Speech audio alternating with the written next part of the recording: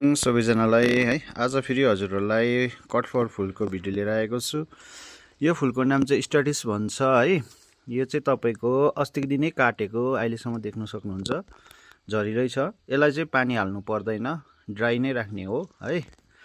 यो चाहिँ तपाईँको अब 6 महिनादेखिको उकालै बस्दो रहेछ है। तपाईँको एकताल यसरी क्लप काटेर राखी सजाएपछि चाहिँ 6 महिना उकालै बस्दो रहेछ है। मैले देखेँ पनि अब यहाँनिर तपाईँको 3 दिन भएको छ है। आजसँग 3 दिन भएको छ यो राखेको।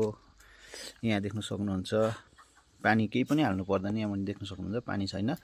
हल्का यो लिपहरू डन्ठाहरू हल्का पहेँलो भए तापनि फुल चाहिँ जस्तोको त्यस्तो नै बस्छ।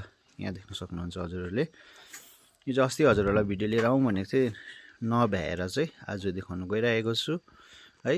हजुरहरूलाई चाह्यो भने कन्ट्याक्ट गर्न सक्नुहुन्छ। यो पाउन सक्नुहुन्छ। यसमा लगभग 3-4 कलर अलिकति बेसी होला है। यहाँ देख्न सक्नुहुन्छ। यसको नाम चाहिँ स्ट्याटिस फ्लावर। ड्राई राख्ने फ्लावर हो यो है। ड्राई नै राख्दा हुन्छ। यहाँ देख्न सक्नुहुन्छ हजुरहरूले।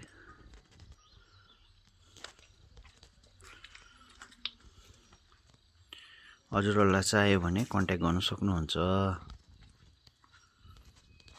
एकदमै दामी हुन्छ। यहाँ छेउबाट पनि नजिकबाट पनि देखाइदिँदैछु हजुरहरूलाई।